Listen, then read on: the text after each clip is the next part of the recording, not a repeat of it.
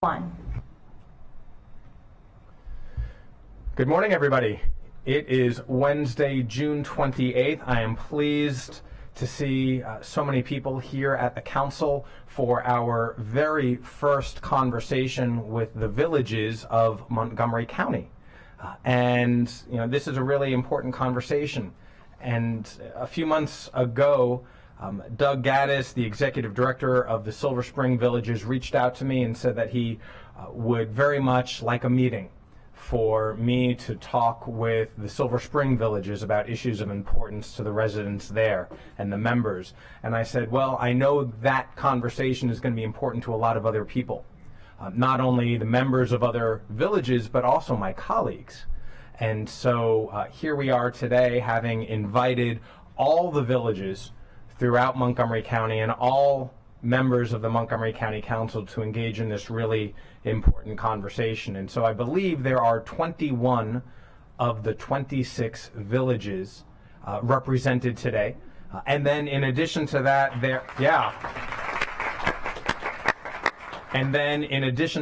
are some other important organizations like the Washington Area Villages Exchange, the Rockville Area Villages Exchange, and the Montgomery County Villages Consortium. So we got the villages ecosystem here at the council right now. And let me just ask before we start, how many of you is this the first time you're in the council chamber?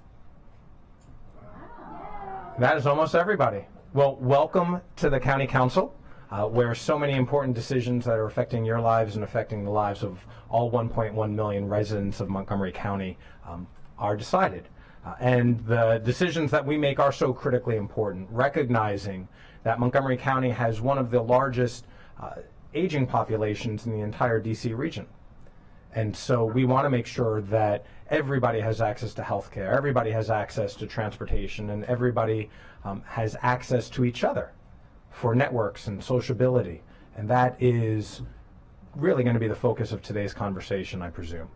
And so before we start the conversation, I want to turn it over to Doug Gaddis, the executive director of the Silver Spring Villages, for some opening remarks. Good morning. I'm Doug Gaddis, executive director of Silver Spring Village. I'd like to thank Council President Glass and the other members of the council for being our hosts this morning. I'd also like to thank my village colleagues for joining us as well.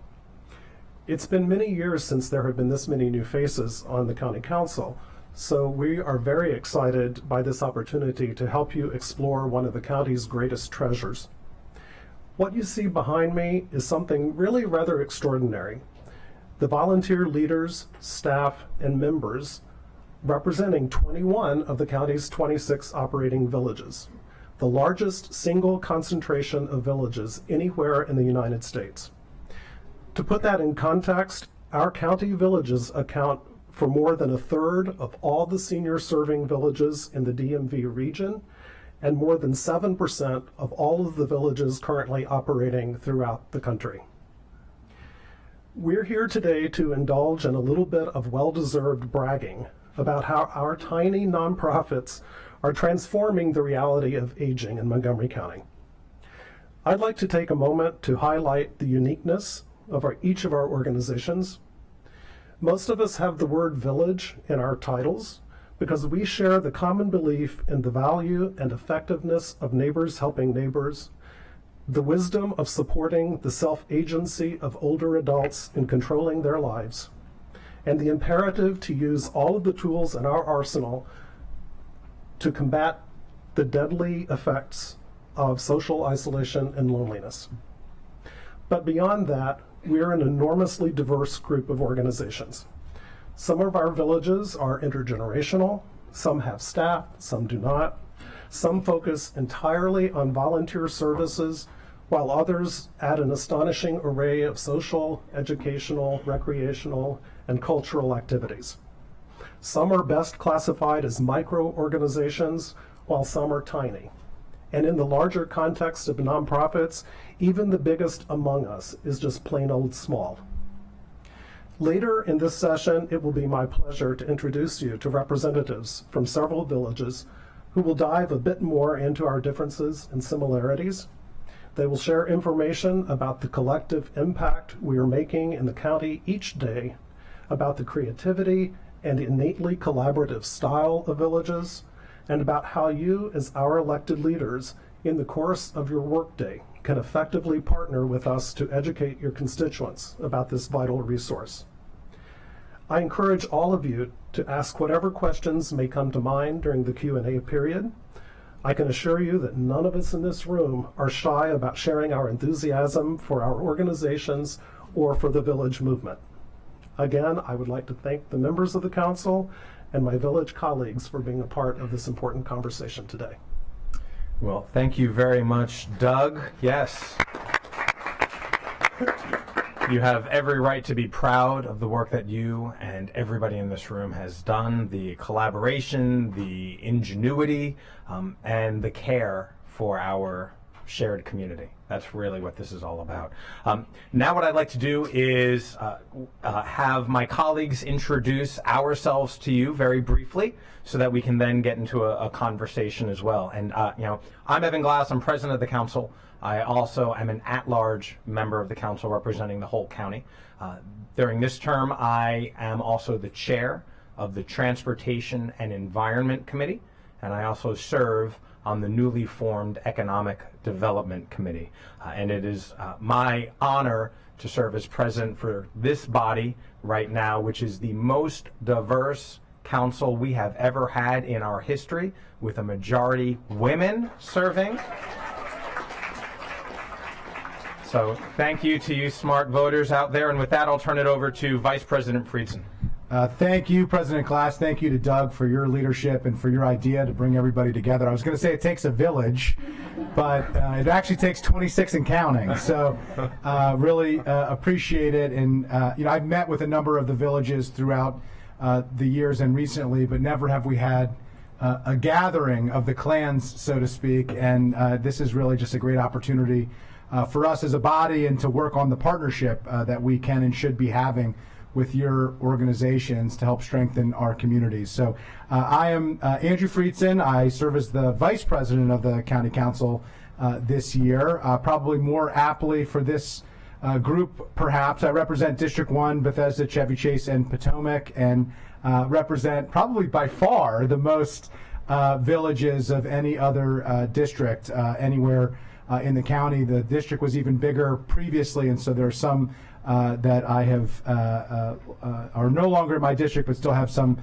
relationships with as well. I chair the Planning, Housing, and Parks Committee, where we've done a lot of work specifically related to housing issues for aging in place and aging in community, and also serve on the Government Operations and Fiscal Policy Committee. I'm really thrilled to be here. Look forward to hearing more from you. Started to hear a little bit about the consortium and some other efforts that are underway, and so I hope that we can dive into those and figure out how we can best work together to improve our communities and make sure everybody can live in a safe, dignified way. So thank you. Very good. Thank you. And colleagues, I'll ask that you be brief so that we can engage in more Q&A. Councilmember Jawando, no. That was for me. It wasn't for you, Adrian. That's it. Good morning. I'm Councilmember Will Jawando. I'm an at-large member of the council. I also serve as chair of the Education and Culture Committee and serve on the Planning, Housing, and Parks Committee. And I'll just say briefly, I'm just so happy to be here with you all. You all represent what a community is about.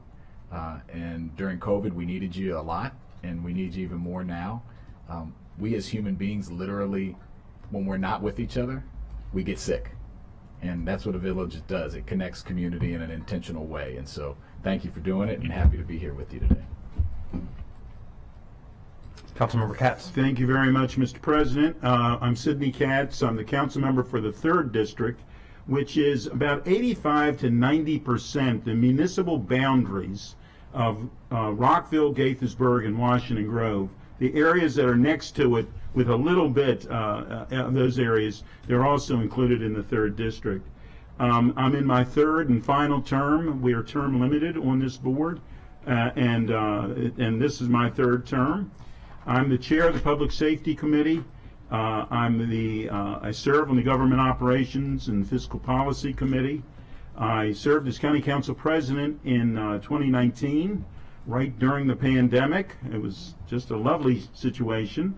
I've lived in Montgomery County my entire life. I'm a former small business owner, and I'm the former mayor of Gaithersburg. Thank you all for being with us. Councilmember Stewart. Hi, I'm Kate Stewart, and I'm the council member for District 4. That includes North Bethesda, Kensington, Garrett Park, parts of Chevy Chase, Tacoma Park, and Silver Spring inside the Beltway. And I think with Councilmember Friedson, I might be the person who is number 2 and having the most villages in my district. And I'm just thrilled to have everyone here with us today. I have the privilege of chairing the Government Operations and Fiscal Policy Committee, and I also serve on the Transportation and Environment Committee. In addition to that, this year I get to be the chair of the board of the Metropolitan Washington Council of Governments. That is a body that represents 24 jurisdictions in the DMV area, so I get to work with colleagues in Virginia, other places in Maryland, and in the district on issues such as climate change, housing, and transportation. And I just want to do a huge shout out particularly to the Silver Spring villages and the villages of Kensington and their work with Montgomery Blair High School and Wheaton High School and Docs in Progress on the villages reels. And we had the opportunity to see them. I just found out this morning that the videos are uploaded, and so people can watch them for themselves, and I highly recommend them. Fantastic. Councilmember Fanny Gonzalez. Good morning. My name is Natalie Fanny Gonzalez. I represent District 6, which is the area between Aspen Hill all the way to Forest Glen. I live in Wheaton, right in the middle. I have, in terms of villages, I have only portions of the Silver Spring Village, part of my district, the area of Ken Mill, and I have 20910 and 20902. Some of those areas are in my district, but I'm also happy, very happy that my own civic association, the Wheaton Regional Park, is developing our villages, and as well as the Strathmore Belpre, and I'm so happy that they're here too. They're in the process of developing their structure to become a village. And I remember when we had our neighborhood association meeting to discuss this, and I am trying not to be involved as an elected official. I'm just watching, but I'm very excited. My husband is the one who's more involved. In terms of which committees, I am the chair of the Economic Development Committee for the council, and I also serve on the Housing, Planning, and Parks Committee. And I'm very happy to meet you all, and I look forward to having opportunities of helping each other and making sure each neighborhood thrives for everybody regardless of their income level. So thank you. Councilmember Balcom. Hi, good morning, everyone. I'm Marilyn Balcom. I'm the council member for District 2. District 2 is Germantown, Clarksburg, Poolesville, Darnestown, North Potomac, and Boyd's, Dickerson, Barnesville area. It is the largest district by geography and includes a significant portion of the Ag Reserve. And I have to say that I have village envy from my colleague here. It's not the first time that I've had District 1 envy, so I was talking to several of you this morning. District 2 we don't have a great infrastructure for civic engagement, and this is one of those areas where I would love to see more civic engagement with villages as well as other civic organizations.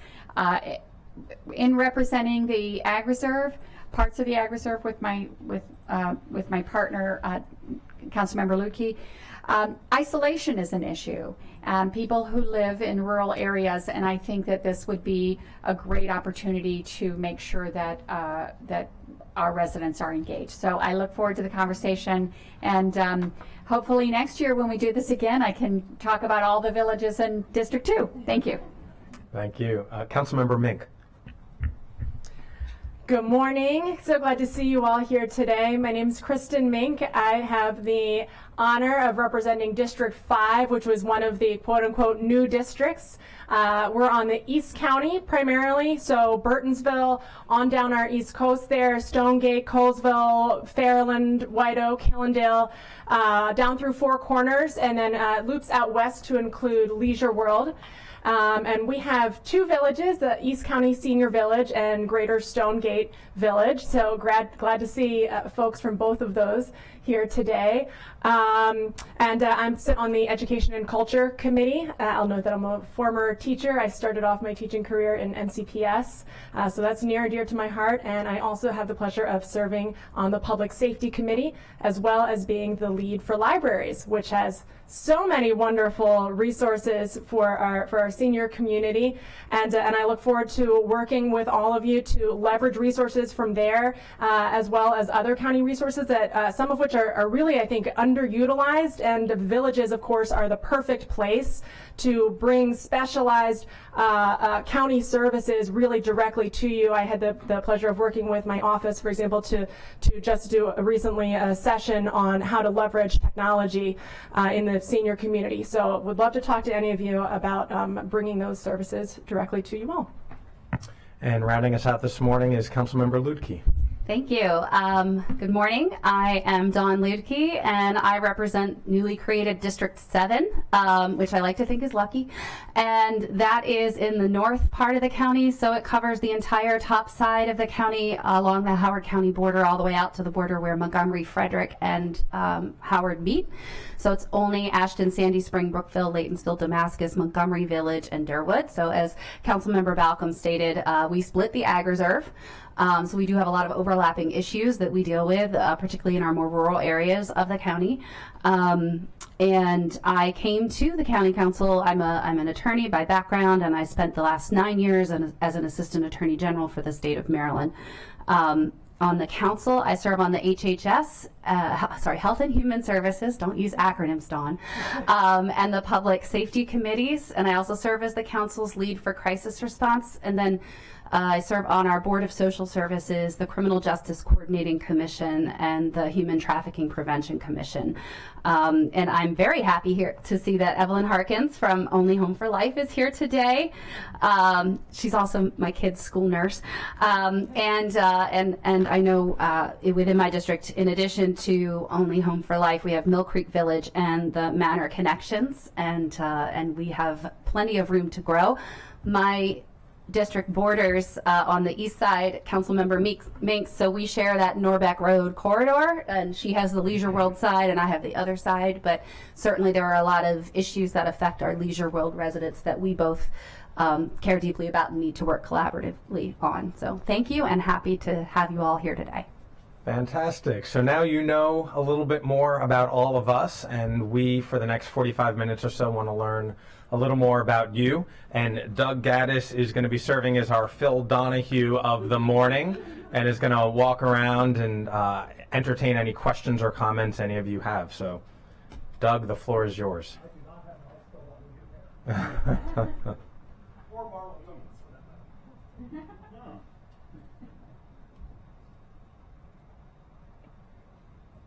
Okay, great, it's on. So before we start with Q&A, I would like to recognize a couple of special guests we have this morning. Dr. Patrice McGee, who is the newly named acting chief, not acting director, acting chief of Aging and Disabilities Unit.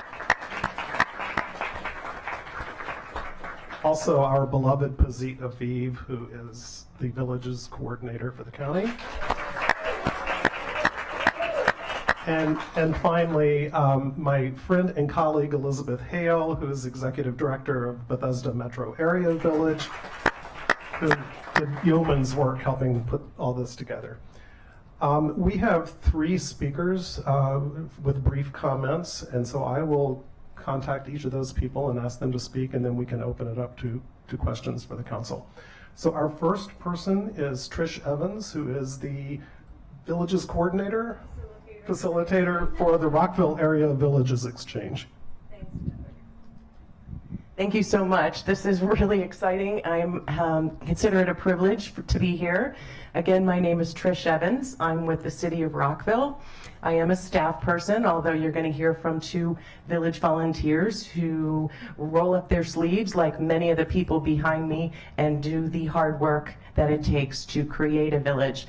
I wanted to touch briefly on the collective impact of villages. We created a document a couple years ago, or last year, I guess, that highlights some of the numbers and some of the achievements of the villages in Montgomery County.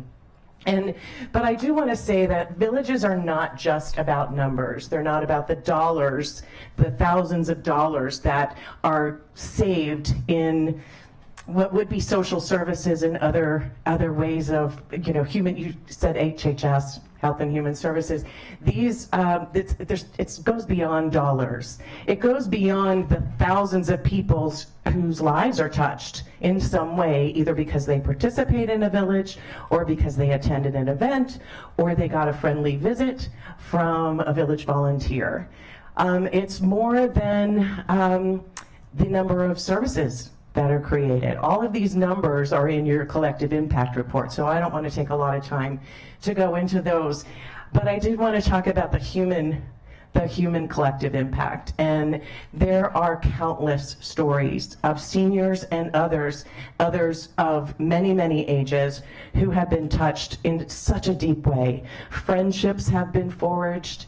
I'm going to say lives have been saved because of the connectedness, where loneliness is no longer an individual's primary health threat.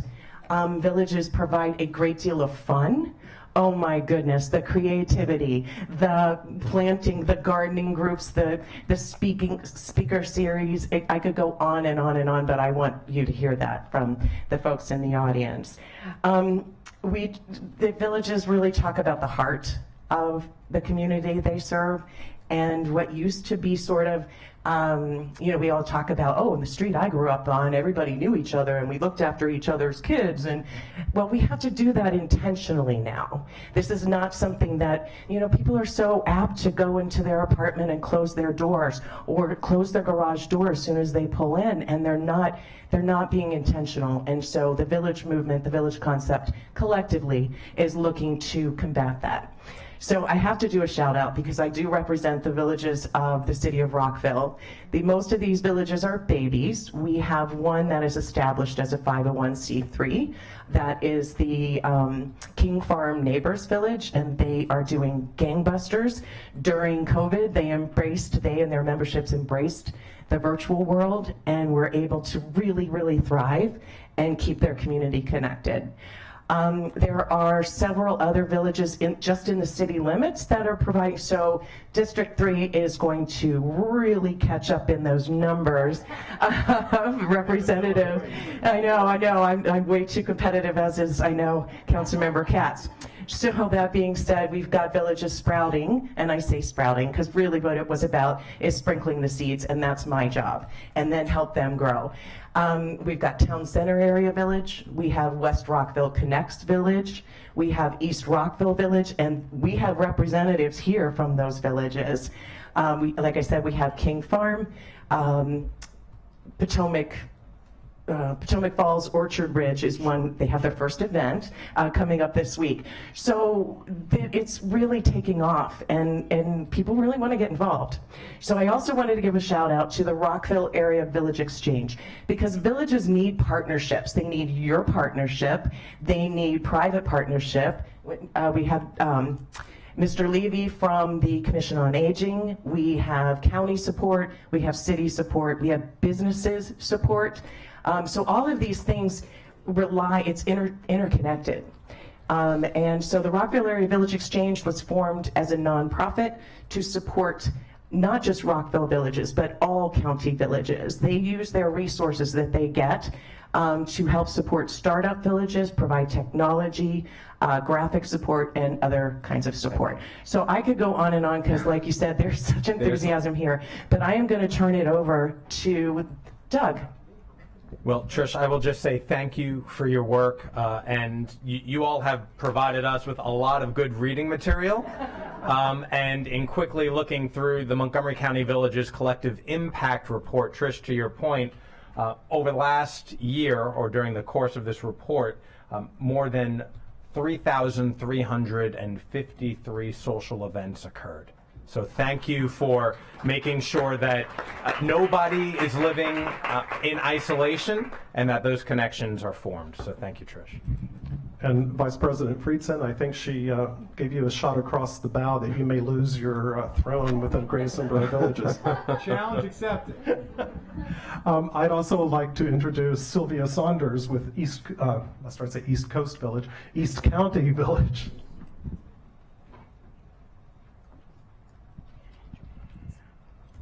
Good morning.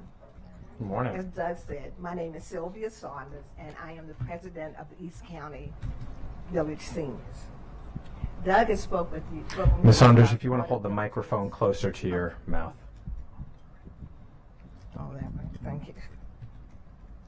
And Trish, did you hear me at first? Yeah, we got you. We got you, Sylvia. And Trish spoke about our collective impact. I would like to provide more information on the critical role villages play in supporting seniors' choice to remain in their home while keeping safe and connected. First, villages serve as conduits for information on trusted providers and contractors to prevent seniors from getting scammed, or as members have access to lists of recommended service providers. Villages also organize information and education sessions with county agencies, such as the Office of Consumer Protection, police and fire departments, aging and disability services. Topics include identity theft, fire safety, falls prevention, access to public benefits, and more. This service villages provide is important for all seniors, but even more so to the low-income seniors and seniors who come from diverse backgrounds. Villages cannot do this work alone. For example, most villages do not have a space of their own.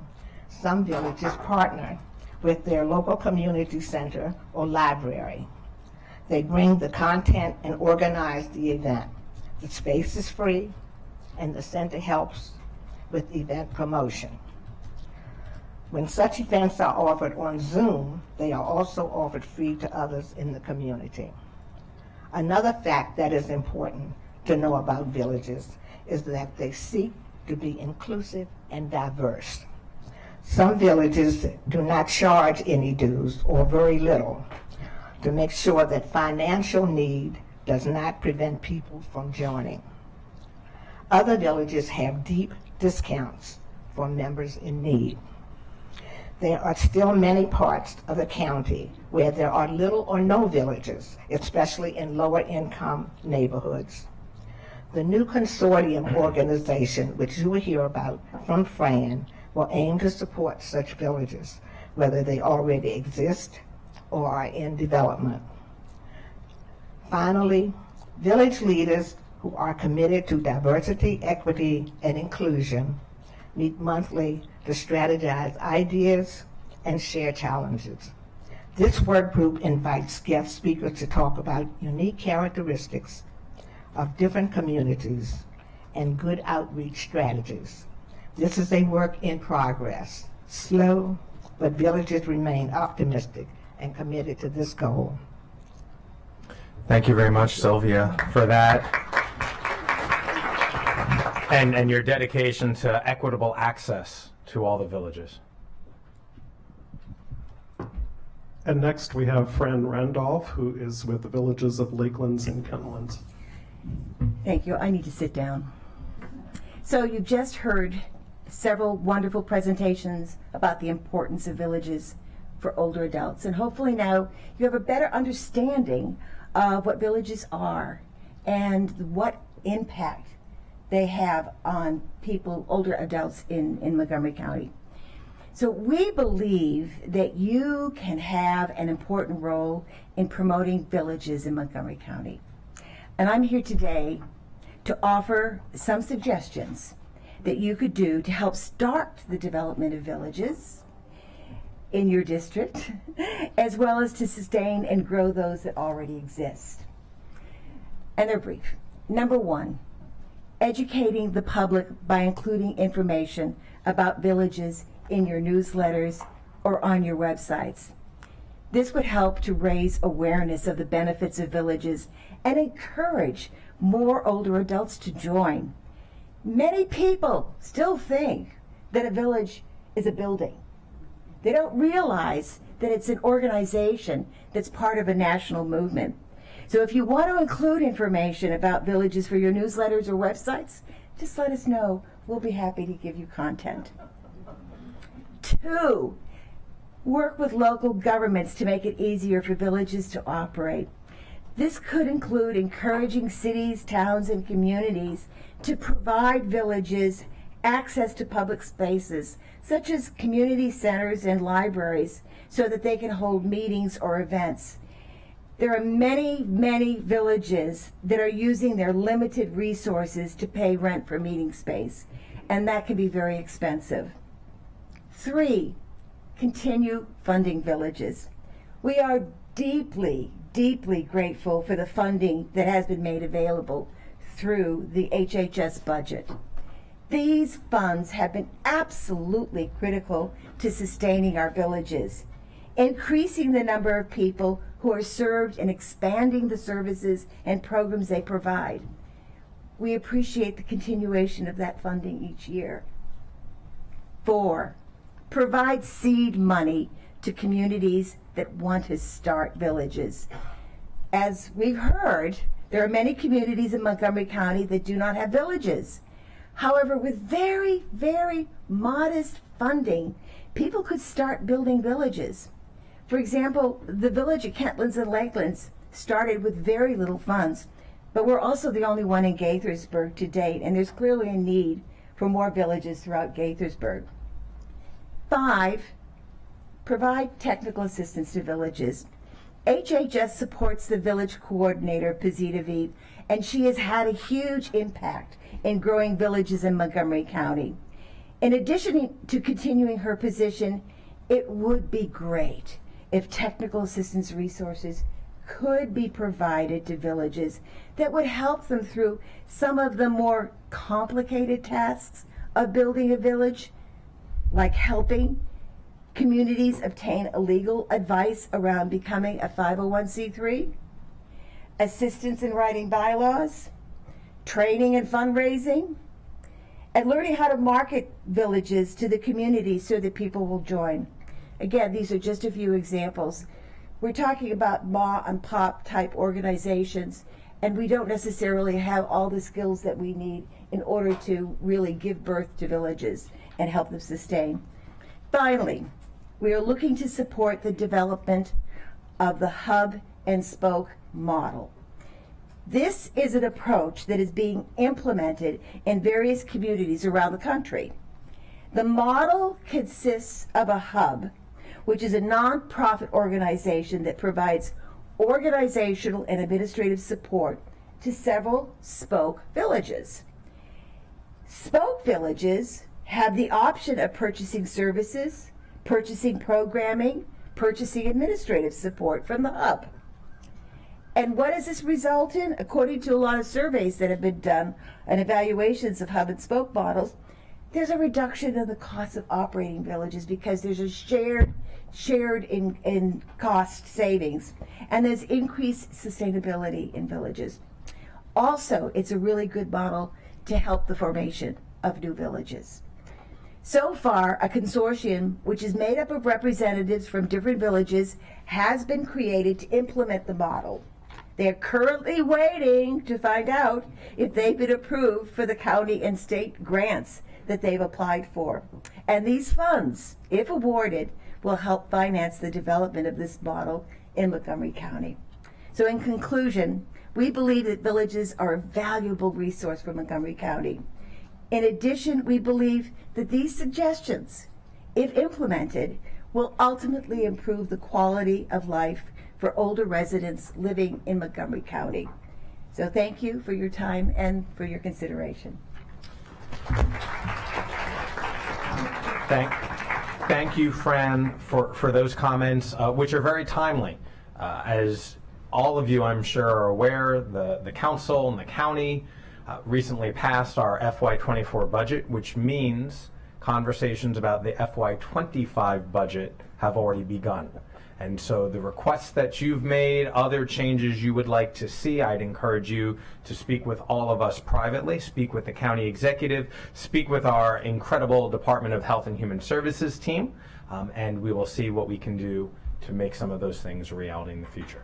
And now, Doug, I'll turn it back to you. Great, thank you. I think we have about 20 or 25 minutes, and we can open to the floor questions for members of the council.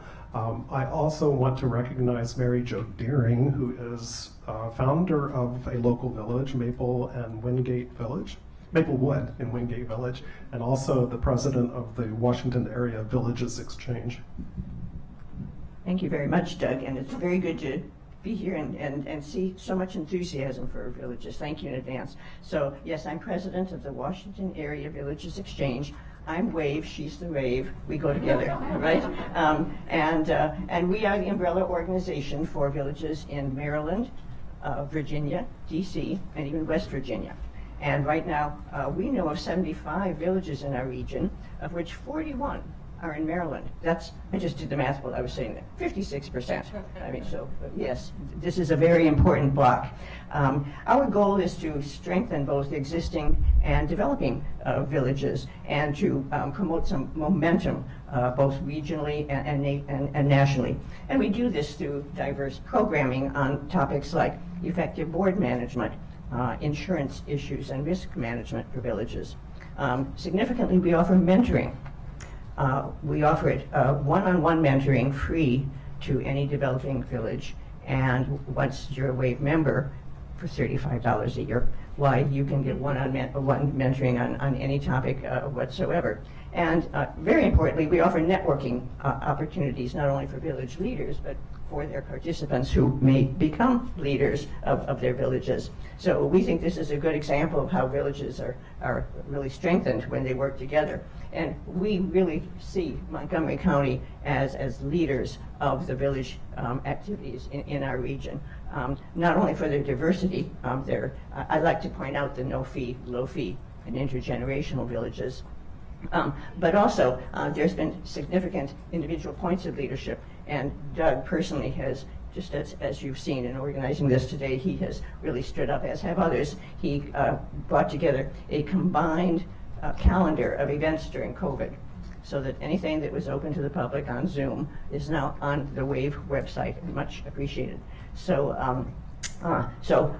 we think that we acknowledge that they have been helped immeasurably by our favorite Montgomery County employee, Pazita Vive.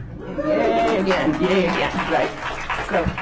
So we are happy to partner with Montgomery County Villages, extend our mentorship possibilities, our programming possibilities, and look forward to continuing to thrive in Montgomery County. Thank you, Mary Jo. Great, thank you. So we can open it up to questions. Odds are good I will not know your name, so if you have a question, I would ask you just to say your name and identify the village or the organization you're with. Okay, we got one brave soul.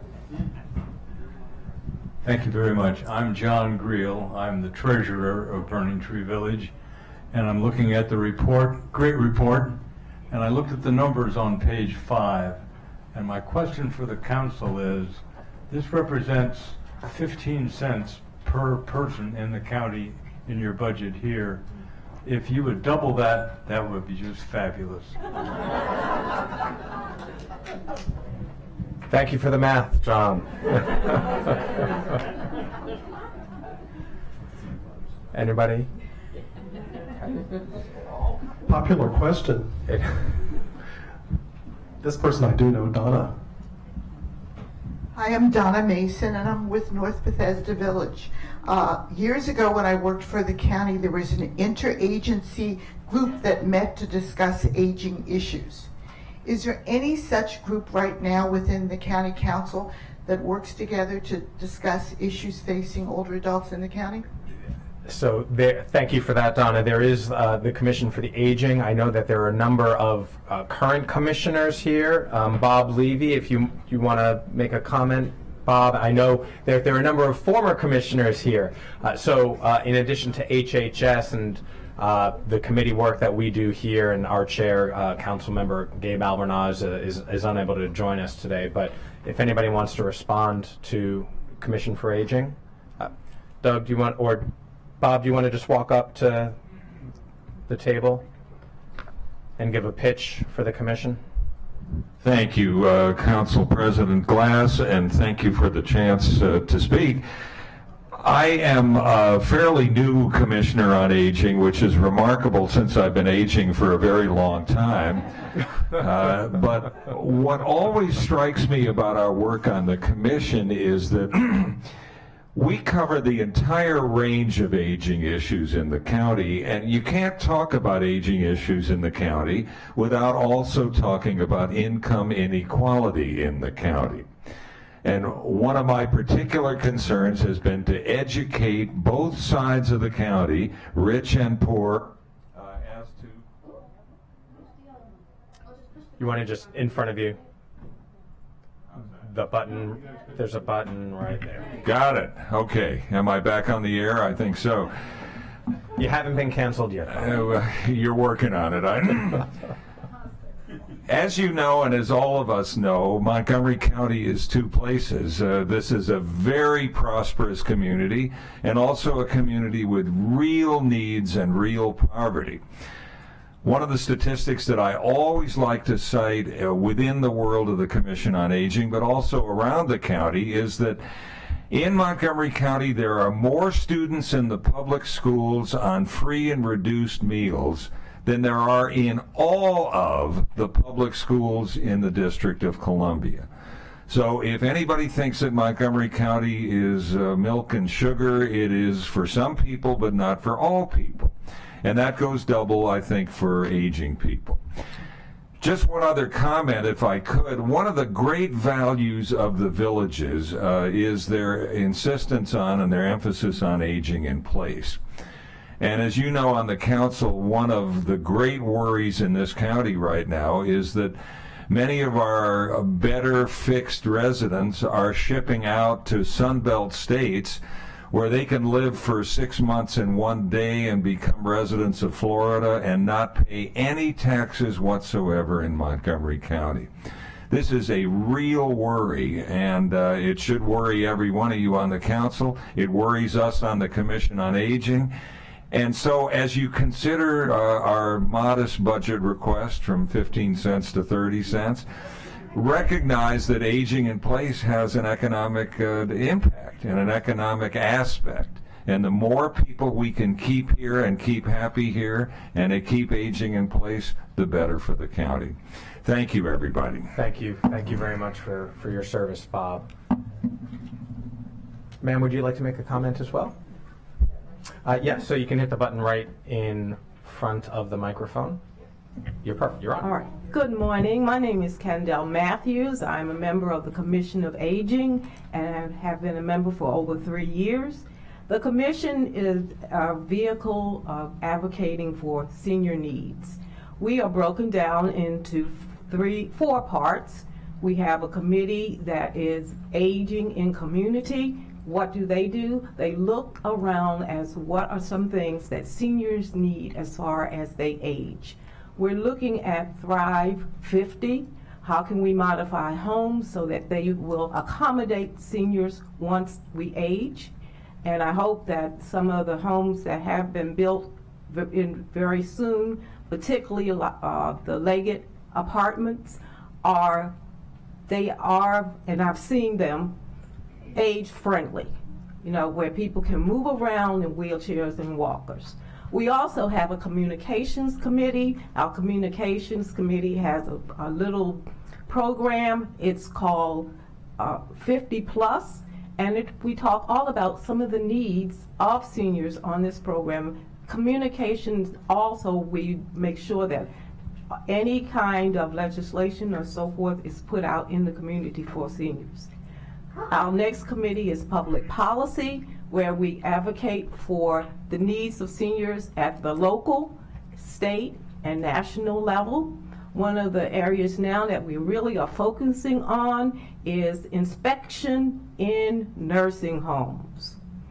It's a really big problem, and we have advocated, and so happy to say that we have gotten the attention of the United States government. There you go. All right. Well, and our last committee is health and wellness. So we're looking at what are some things that we can do for seniors. One thing that really impressed me when COVID happened, I got a call from Pazik. We need to know all your people who are 75 and over. We gave her a list. That next day, they contact those people. They made appointments. They went to a pop-up clinic, got their COVID shot. 2 weeks later, they were able to get their second COVID shot. So the commission, we're members of the village, but we also are looking out for all seniors in Montgomery County. Fantastic. And thank you very much. Thank you, Ms. Matthews. Thank you, Mr. Levy, for your service. Donna, I hope you were taking notes. There you go. So that all of you can get involved in that work as well. Doug? Oh, I think it seems, yeah. Hi, everyone. My name is Abby Sims, and I'm president of North Chevy Chase Connections. I don't think the microphone is on. You can just repeat the question. Can you hear me now? Okay. Okay. I'm Abby Sims, and I'm president of North Chevy Chase Connections. I just wanted to make a comment to make sure that the council understands that when you've seen one village, you've seen one village. And we are a multi-generational village. Our view when we were starting was that we did not think that people who are aging should be isolated, and that multi-generational villages support each age group within a village. Young families need support as well. So we have a kids and family interest group, and we have young people who are coming to our happy hours when we get them in person. And it's really important that the council understand that supporting aging in place also means supporting multi-generational villages. Thank you for sharing that and speaking to the diversity of villages within our beautifully diverse community. Councilmember Lutke has a comment. Yes, I just wanted to share two brief pieces of information since the nursing home inspection and licensing issue was raised previously. So starting effective this Saturday, July 1st, state law this year in the Maryland General Assembly created a task force on prevention and countering elder abuse. Because we know, and that includes, it's very specific that it includes financial abuse. That's definitely something that has been on the rise for quite some time now within our elder population. They have to submit a preliminary report by December 31st of this year, and then they will have a final report the following December with a sunset June 30th, 2025. There's also another law that goes into effect on October 1st that authorizes the Maryland Department of Health to take action against assisted living programs operating without a license. It includes investigative authority, and anytime it is raised, they must go out and investigate, and if there's a finding, then there will be an immediate prosecution. If the person fails to cooperate with the investigation or the facility fails to cooperate, they will also be subjected to immediate prosecution. So you can't obstruct the investigation. Either way, you're going to get prosecuted. If there's not abuse happening, but they are unlicensed, they'll have 30 days to come into compliance. So I thought that would be useful for all of you to know. Thank you, Councilmember Lutke. Councilmember Jawando has a comment. Thank you, and it's perfect timing. I really appreciate your comment. Something that I really am passionate about, and I've worked with Councilmember Alvarez on this, is how do we, and I'm chair of the Education Committee, how do we make sure as part of as you age, that this intergenerational connection, we can help facilitate it. And there's great programs like JCA InterAge that do things with our schools, but it's not as easy sometimes for you all to get to places where you want to have impact. And when you want to do that, when you're not relaxing, we want you to relax too. So we need to, we want your help. I'm asking you to help us figure out how we create meaningful opportunities within, obviously, funding the villages. Heard the 30 cents, so thank you, we got you on that. But whether it's through transportation assistance or other types of programs, to make your lives, help make your lives meaningful and connect that to the problems and challenges that Bob talked about, are 211 schools that need your help. They need your expertise. They need your love. They need your guidance. And everyone in between. You know, our household we have everyone from 4 years old up to 70 in my house. You know, we've taken care of my wife's parents live with us, and then we're in the middle. That is more common now. That's part of aging in place. We passed ADU laws to help that. And so there's other things we're trying to do in the council, but I really want to be intentional, and I'm looking at Pavita back here about how we can connect with with what you're doing in the villages, the 26 and growing, to connect you to our young people and people of all ages in intentional ways that support your quality of life in doing that, because I know you want to do it. So I just want to throw that out there. It's an open invitation, but thank you for making that point. Thank you. Councilmember Katz. Thank you very much, Council President. You know, first off, it's a pleasure to be in a crowd that somebody knows who Phil Donahue is. You know, I tell the story. Them or me? But I'll have to explain to a couple people here in a second. But I tell the story, when I was mayor of Gaithersburg, I said to someone, I said, you know, this thing can work, and there's a spot on the graph paper where this can come together. And the person looked at me and he says, you know, I think I agree with you, but what's graph paper?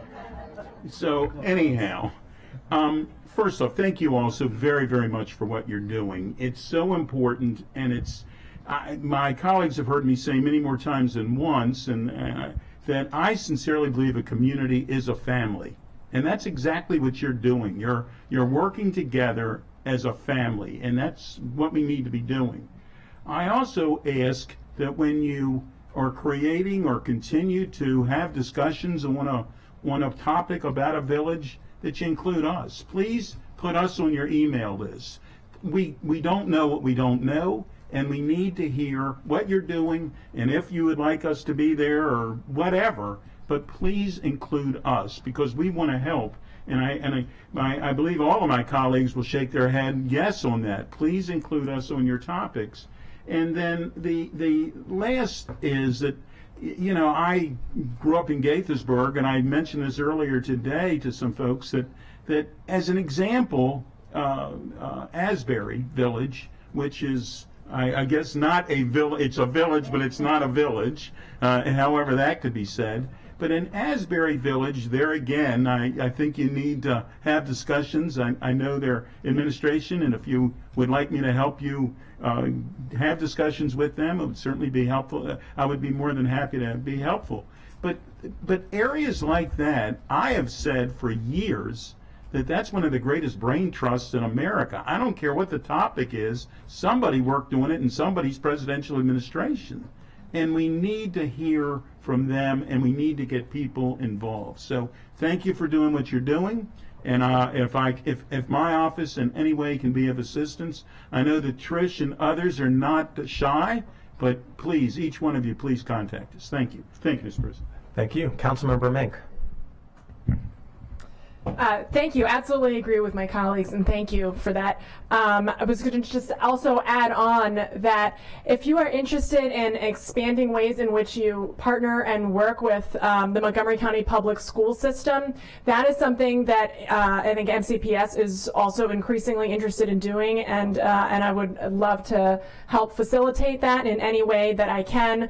We know that the needs of our students, not just academically, but also in terms of a lot of the same things we've been talking about today, fostering those connections and those community bonds. We have a lot of kids who would really, really benefit from building some strong relationships with members of our villages. Of that, I'm very, very confident. So please do feel free to reach out to myself or any of us, I'm sure, and especially those of us who are on the Education and Culture Committee, but I'm sure that this is something that all of us would be interested in helping with as well. So just to put that on your radar as well. Thank you. Doug, we might have time for one, maybe two more questions if they're quick. Okay, terrific. Elizabeth, I think you had something. Hello, I'm Elizabeth Hale. I'm the Executive Director of Bethesda Metro Area Village. But while I'm a staff person working 20 hours a week to help put on more than 500 events every year, the bulk of the work that all the villages do is done by volunteers. So I just wanted to point that out. Within the report in FY22, 57,000 volunteer hours were put in by the villages. And those are villages with budgets of just a few $1,000s. So the impact that we can have with just a little bit is huge. So people here and other volunteers and members of our villages that we represent are doing the work. So they're doing the work of driving people to things that they need to get to, of making sure that they're connected if they're home alone. And so if you can call on us, if there are things that we can do for your constituents and you can connect us and you can think of us, and that started happening more during COVID, but that's the way that we can work more together for free. So thanks so much. Thank you, Elizabeth. Thank you. And we have another one right here, but I'm going to add to that, take a point of personal privilege. Silver Spring Village will be celebrating its 10th anniversary this year, so I've been doing some math, looking at how many services and et cetera, but on the volunteer point that Elizabeth made, in the last 10 years, our volunteers have given 27,000 hours of their time. If you do the math with the independent sector's rate for volunteerism in Maryland, that's $2.4 million. So I would urge the council to remember that when you invest in us, we're getting even more investment from the community. Good morning. I think it's still morning. I'm Patricia Dubroff. I'm here representing East Rockville, where we have a little village that's a fledgling called Pump House Village. And I wanted to sort of dovetail to what Abby was saying, is that when we chartered the concept of the village in the east side, we totally took on the intergenerational piece, because we feel like there's no sustainability if it's just a bunch of us oldies. And now that I'm probably one of the older in the community, it's it's an awakening. It's like, oh, I don't have to plan the national night out every year. There's younger people who can do that for us. So it's a really nice collection of folks from all ages. And of course, our good friend Leah runs Empowering Through the Ages, which is a great mentoring program, and some of you are nodding your heads. We have so many precious programs in this county that make aging here a wonderful draw. We have families coming in who have kids in the area, and now they're buying homes to be near their kids in Montgomery County, not in Florida, but here, because they want to be near their families, and they hear we have all these great services. And it's thanks to folks like Bazid and Odile and Patrice, and at the state level as well, that we can be that encompassing group. So I just wanted to thank everybody here for listening and for attending. It's so awesome when so many people gather to make good things happen. Thank you, Doug. Thank you, Patricia. Vice President Friedson has a comment.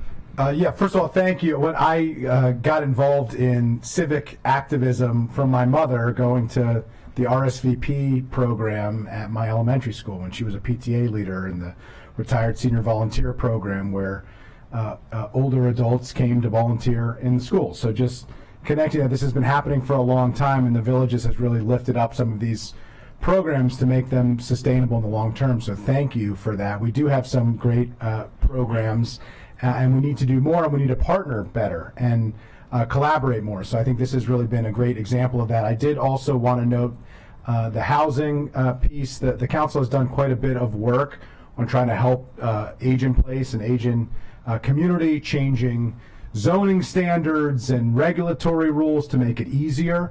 We also added a significant amount of funds, $1.5 million for the Design for Life program, and that, it was mentioned earlier, and I just wanted to note before we ended here, helps individuals and families who are either have accessibility challenges or age challenges or both, that need to make upgrades to their homes. And so that program has been exponentially increased because there's an exponential increase in the need throughout the county, and look forward to being able to partner with you to do more of those types of efforts, because we need to provide the programs to help people to age in place and to deal with social isolation, but we also need to have homes that people can live in that actually serve their needs and that are accessible and that they're safe. And so really could use your help for that. And sometimes many of the people in the villages who are getting other services have other needs that the county provides, and you all being ambassadors for Health and Human Services and for Department of Housing, Community Affairs, and some of the other programs is incredibly important and helpful to us. So hope that we can continue to partner together, both to increase funds and increase collaboration, but also to have a greater level of communication so that we're supporting you and you're supporting us, and we're all helping to support our community. So thank you so much. Thank you, Vice President Friedson. So we very much like to be on time and on budget here at the council, and it is 11 o'clock. And so I just wanted to say thank you. Thank you to Doug and the Silver Spring Village and all of the villages here in the county for participating in this conversation, for doing the work that you do every single day to help your neighbors in need. And I just want to give some context to who is here and to all the villages that are participating today. I said 21 of the 26. Bannockburn Neighbors Assisting Neighbors, Bethesda Metro Area Village, Bradley Hills Village, Burning Tree Village, Carter Rock Village, Chevy Chase at Home, East County Senior Village, Friendship Heights Neighbors Network, Go Rides of Greater Olney, Greater Stonegate Village, King Farm Neighbors Village, Little Falls Village, North Bethesda Village, Potomac Community Village, Rockville Town Center Village, Silver Spring Village, Strathmore Belle Pré Village, villages of Lakeland and Kentlands, villages of Kensington, West Rockville Connects, and Wingate and Maplewood Neighbors Helping Neighbors. So thank you for all of you for being here. Thank you for helping your neighbors. This does take a village, all of this work, and I want to give a shout out to my team, my village. I see my Chief of Staff Valeria and others who are here for helping organize getting the coffee, which next time we will order much more of. I thought everybody was going to be coming fully caffeinated at 10 o'clock and 9 o'clock in the morning, but we'll be prepared for next time. And with that, thank you all very much and have yourselves a wonderful day.